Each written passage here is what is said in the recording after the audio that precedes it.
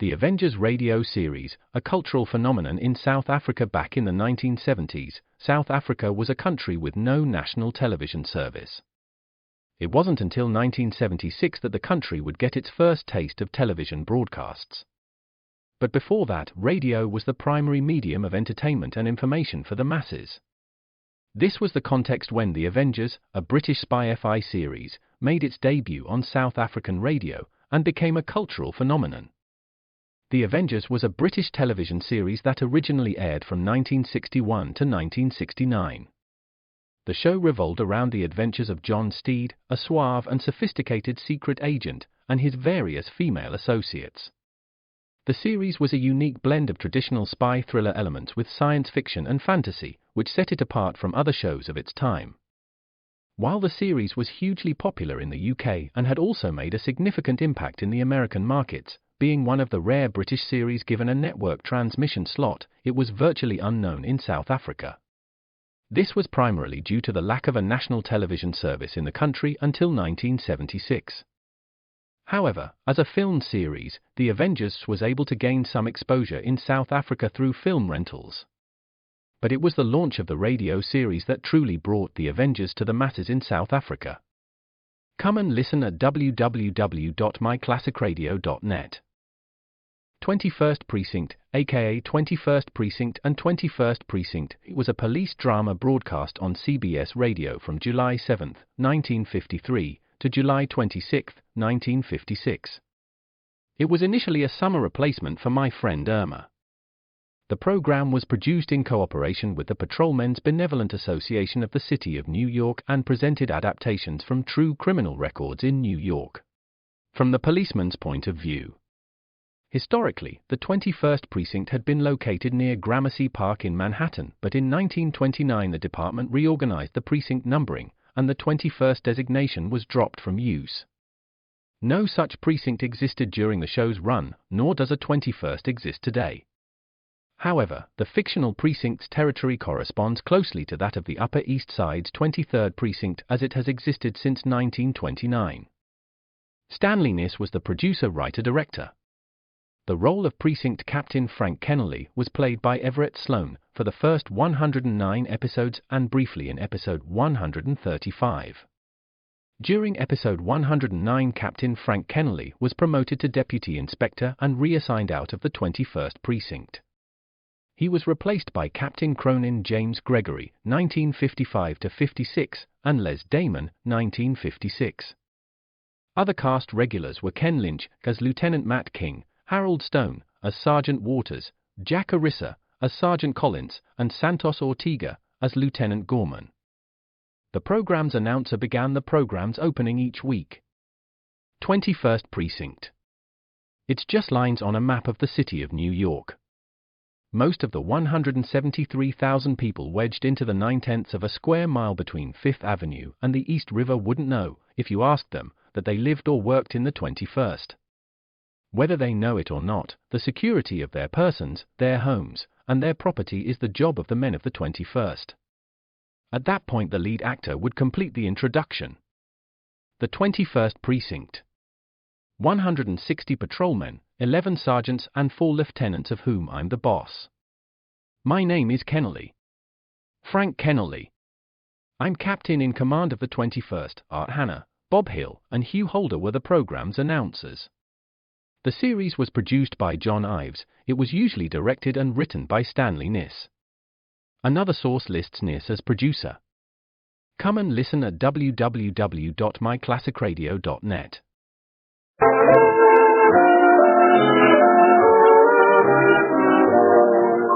George has given Gracie $25 and told her to buy him some long underwear. But on the way, she passed the shop of Pierre, the famous dress designer. Naturally, we now find her talking to Pierre. I want a new evening gown, Pierre. The most gorgeous thing you've ever made. Now, how much is Madame prepared to spend?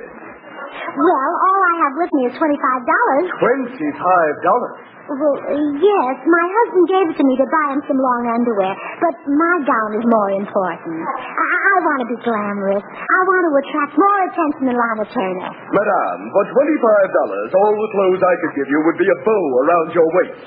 Oh, I don't want to attract that much attention. The cheapest gown I make is $100. Well, here, take the $25 as a down payment. You'll get the rest when the gown is finished. Well... Oh, please, I've just got to have the gown. And my credit is the best in town. Madame wouldn't pull my leg, would she? Well, anything to get the gown. Stick it up. Never mind. I'll take a chance. Oh, wonderful. Now, remember, create something really divine. Oh, have no fear, Madame. I'll put everything I've got into this gown. Oh, good. With what you put into it and what I put into it, it ought to be sensational.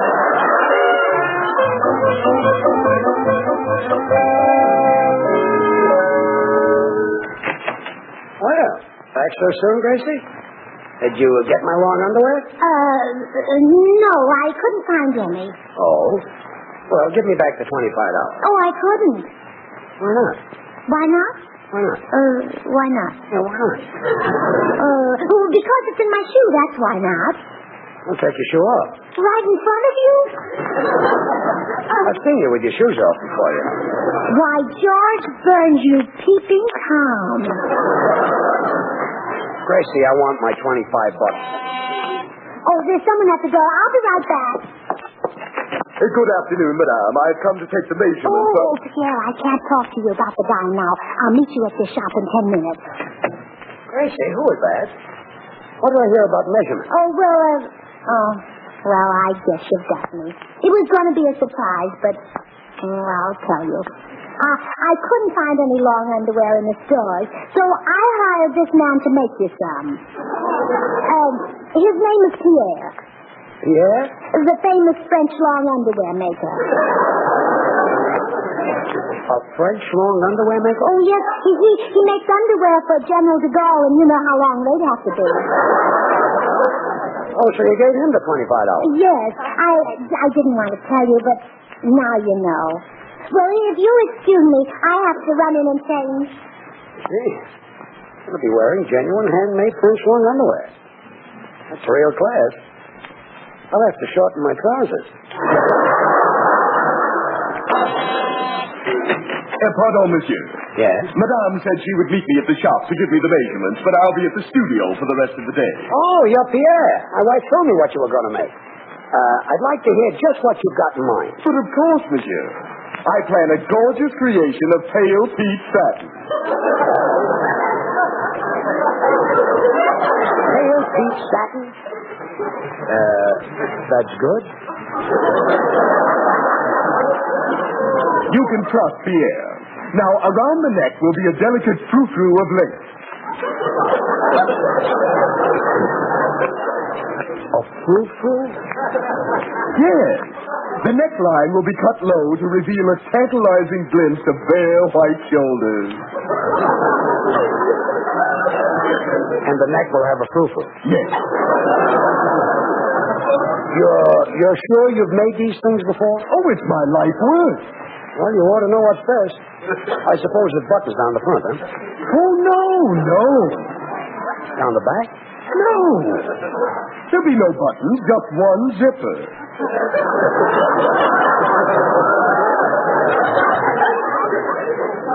Where?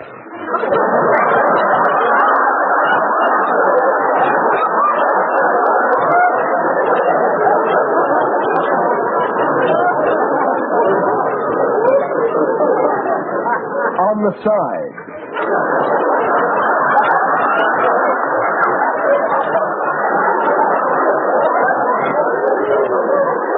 But the frou-frou is around the neck.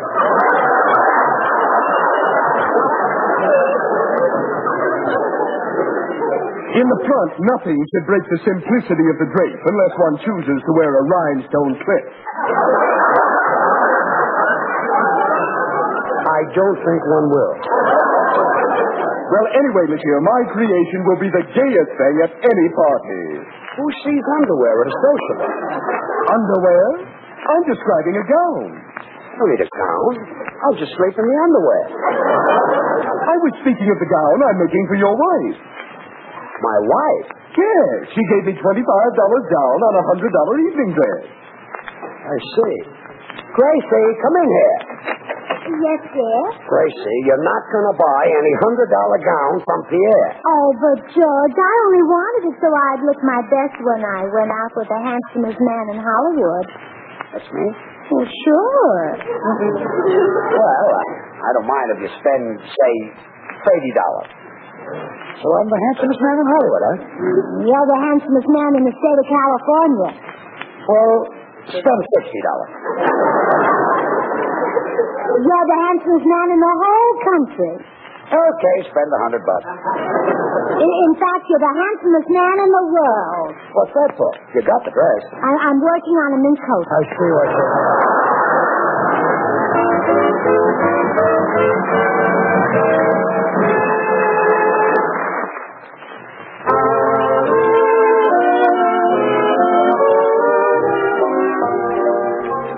Well, it's breakfast time in the Burns home, and the ham is just coming in from the kitchen.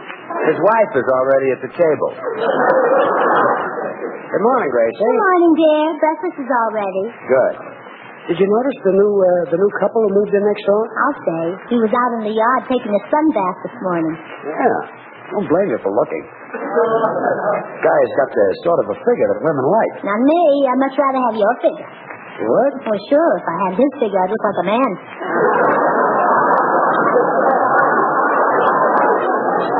I hadn't thought of that. George, you know they're newlyweds. Oh, there's someone at the door. I'll see who it is here. Good morning, Mrs. Burns. Here's your mail. Oh, thank you, Mr. Postman. My husband and I have been talking about the new couple next door. They just got married yesterday. Oh, a fate worse than death. Oh, Mr. Postman, all marriages aren't like yours.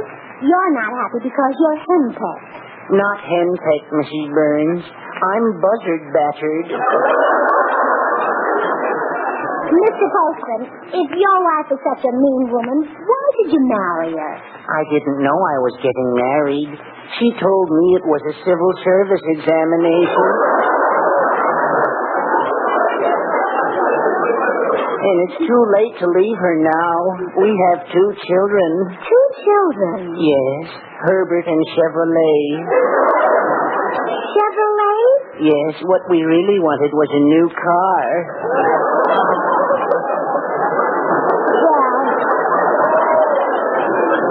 Same. I'm sure those newlyweds next door will be very happy.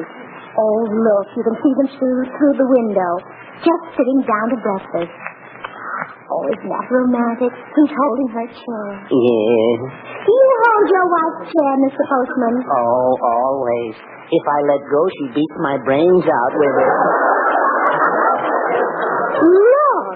Look, now he's kissing her hand. Oh, I wish George were like that. Doesn't Mr. Burns ever kiss your hand before breakfast? Are you kidding? With his appetite, I wouldn't touch my hand near as much. Oh, look, now he's buttering her toast. Oh, yes. And now he's holding it while she nibbles at it. Isn't that sweet? Yes. I wish Bertha and I could be that chummy. Well, maybe you and your wife should do more things together. Share the same interests. We used to dig in the garden together, but I got worried and made her stop. Why, Mr. Postman? She dug a hole just about my size.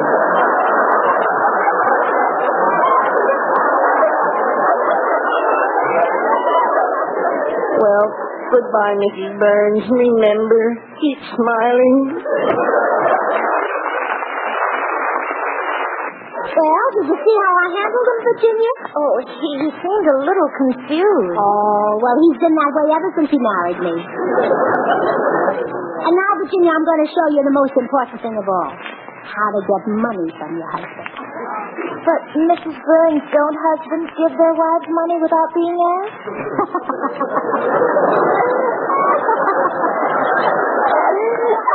You're cute. Now, Virginia, let's say that I want $25 for a new hat, which I do. There's one method that never fails. Flattery. Every man loves to be flattered. Just watch this. Oh, it's you again. What's wrong with you today? You're acting sort of crazy. Oh, yes, and it's all your fault. You drive women crazy. Crazy with love. You heartbreaker, you. Well, here we go again.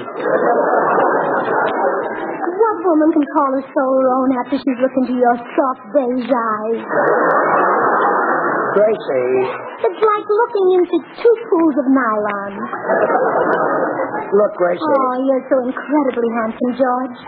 Oh, if I were only a sculptor. Let the others make statues of Apollo and Mercury and Hercules. You're the man I want to chisel.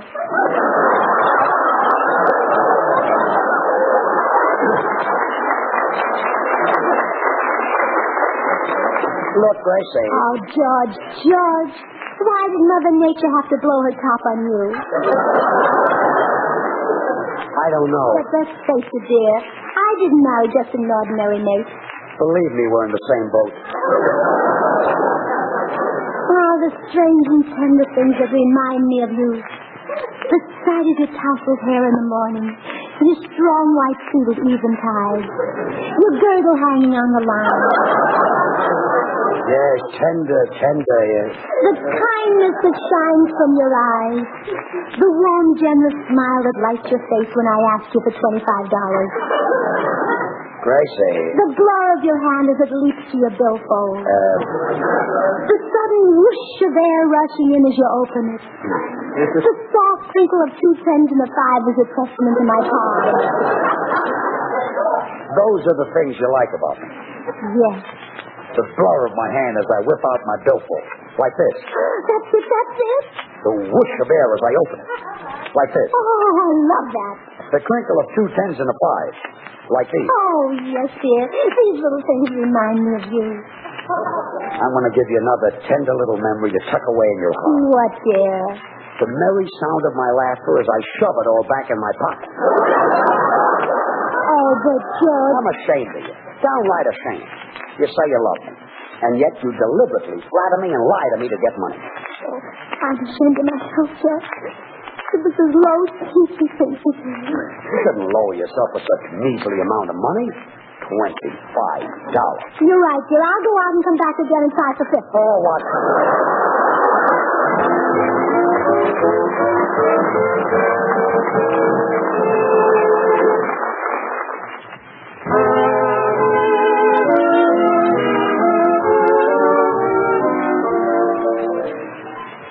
Come right in. You're the little newlywed from next door, aren't you? Yes, Mrs. Burns. I'm Virginia Jackson. Oh, yes. You know, I've been wanting to have a little talk with you. You see, there are certain things that every young girl should know, and I happen to be one young girl who knows them.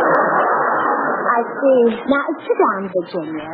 I suppose your mother told you how the bees carry pollen from flower to flower on their feet? Yes, she did. Well, I'd advise you to forget that.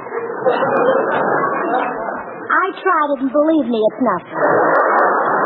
Well, really, Mrs. Burns, I'm sure Jim and I will never quarrel or anything. He's so sweet and handsome, especially in his uniform. You see, he was a captain in the Army. Oh? Well, George did his bit, too. Oh, really? What was his rank? Air Raid Warden, Junior grade. Oh. George was wounded, but he didn't get the Purple Heart. He sat on his flashlight. Well, Jim was lucky.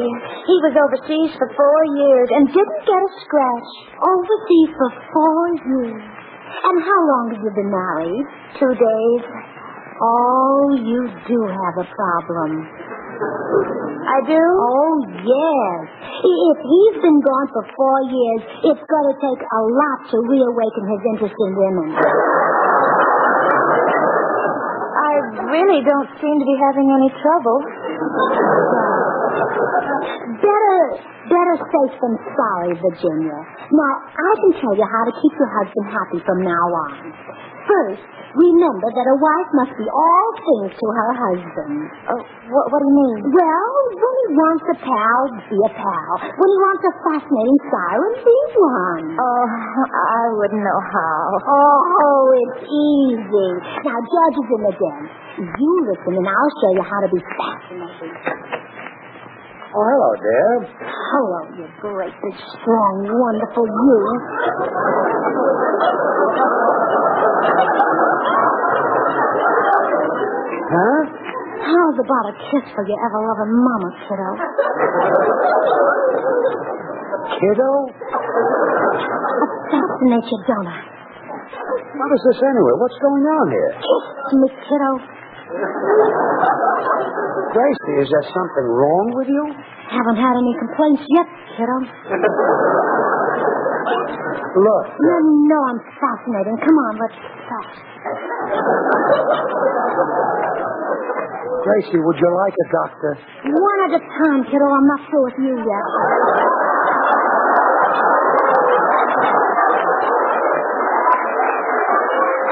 Oh, stop. This has gone far enough. Seems to me we haven't even started. Gracie. Oh, get out of here.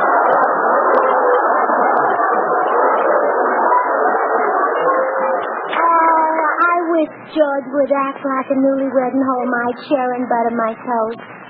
Maybe he will if I give him a chance. Dearest, What? I'm about to sit down to breakfast. Well, Well, would you hold my chair for me? what for? You can't miss it.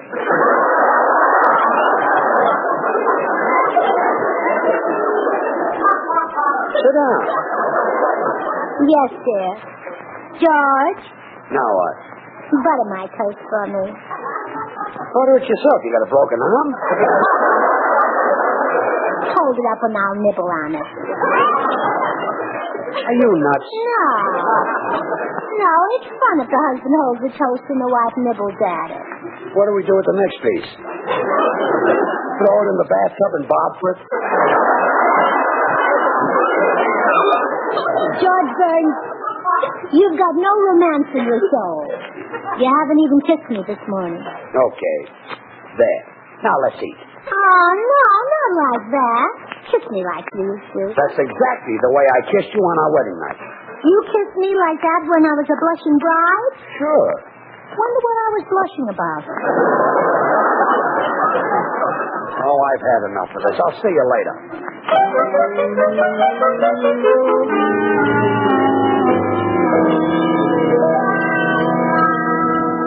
So that's why I came to see you, Bill. Ever since those newlyweds moved in next door, she's been very lovey-dovey.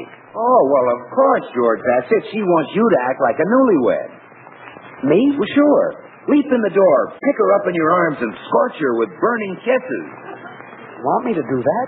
Well, in your case, limp in and shake hands.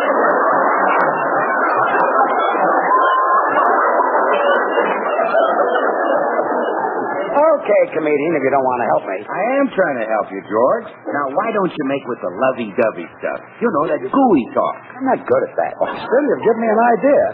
I'll act so lovey-dovey that you'll get sick of it. That might work. I'll talk real mushy. That ought to make me repulsive, huh? Well, with the start you've got, how can it miss? So long, comedian. Good luck, newlywed.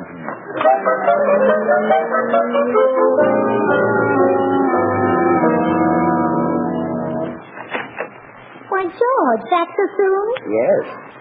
Great big daddykins hurried home to smother his mamakins with kisses.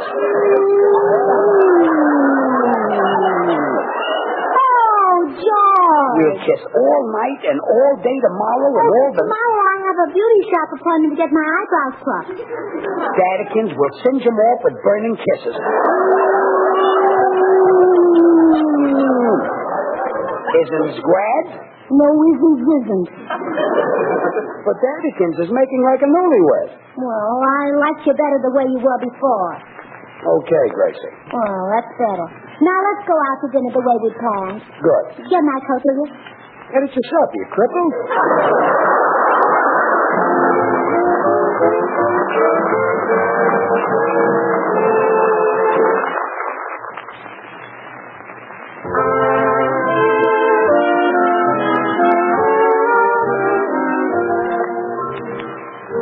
Yes, Gracie? George, they're going to put on a big musical program in the Hollywood Bowl tomorrow night. That's nice. I've always wanted you to sing there, darling. The birds are sweetly singing, and perfume flowers are bringing, and the wind is blowing as it's passing by.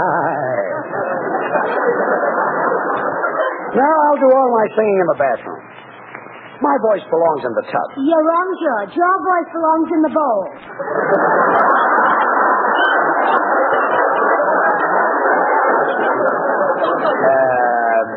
Yes. Well, thousands of women would jam Hollywood Bowl to listen to you.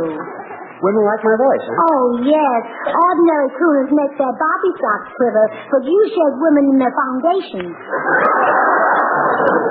Funny, Hollywood Bowl is for those classical singers, like Nelson Eddy. Oh, you're much more convincing than Nelson Eddy. Why, when you sing shortening bread, you can actually smell it.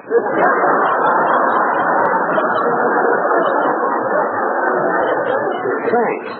Bill Goodwin is going to be the master of ceremonies at the bowl, and I've invited him over here to hear you sing. So take off your clothes and jump into the bathtub, dear. I've already filled it with water. I don't need a bath. Oh, I know, but you sing better there. Bill will think you're Frank Sinatra. I sound like Sinatra in the bathtub, huh? No, but you look like him.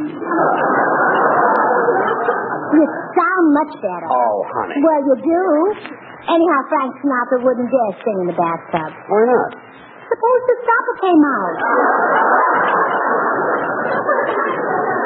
Hadn't thought of that. Oh, really, Judge? You're too modest. You're the greatest singer who ever lived. Oh, no. Not greater than Al Jolson. Oh, pooh. You're greater than Al Jolson and Frank Sinatra put together. Oh, Gracie. Well, what would you have if you put them together? Just a man down on his knees without the strength to get up again. You really think I'm that good, huh? Oh, you're the top. Sing some more to me right now. Open the furnace of your throat and scorch me with a hot lick. I love you, I do. You're the only girl that I adore. Oh, babe. Oh, you dynamite sugar throat. Is that hot enough for you? Oh, it's just like sitting behind the exhaust of a Greyhound bus. How soon will Bill be here to listen to me? Oh, any minute now. So hurry up and jump in that cup full of water. But, honey... Oh, here comes Bill. Now, don't argue any longer. Well, okay. You'll see. Bill will be enchanted when he hears those glorious notes come pouring out of the bathroom. I'll hurry. Hi, Gracie. Why'd you call me over? Oh, well, you'll see in just a minute, Bill. Well, I haven't got much time to wait, Gracie. Birds are sweetly singing, and the few flowers are bringing, and the wind is blowing up the starting fire.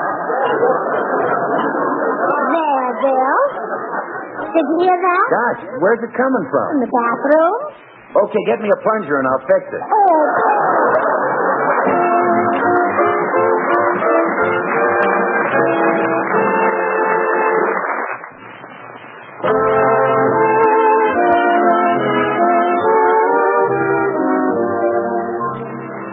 George, I've just been sitting here looking at you.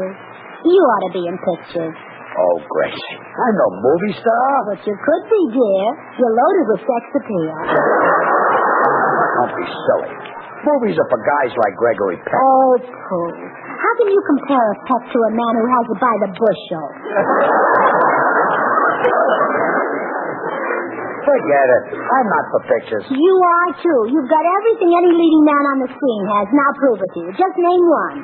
All right. Charles Boyer. Charles Boyer. What's he got? What's he got? Yeah. How about those eyes? You've got just as many. It's not how many. It's what you do with them. For example, Boyer has a way of dropping his eyes. Well, you can drop yours. You even have little built-in hammocks for them to drop into.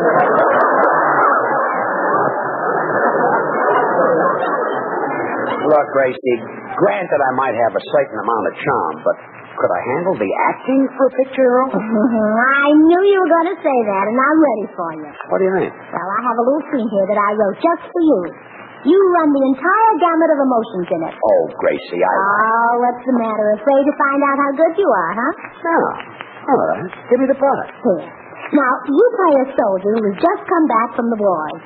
You have a beard and a bandage around your head, and your eyes are all bloodshot. They'd look gorgeous in Technicolor. Yeah, I can say it all now. All right, right now. I speak first. And give it everything you've got, George. Okay, go ahead. Oh, my darling, you're home. Home at last. After all these months of waiting, hoping, praying. Tell me, darling, quickly, are you all right? Are you all right? Yes.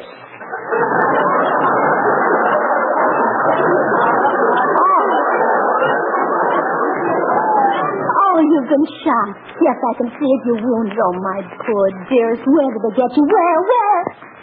Here.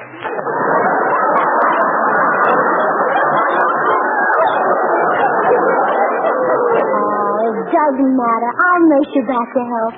You'll be well and sound again, my love. You shall have every care. I'll never leave your side for a minute. You'll never be alone again. Never, never, never. Gee.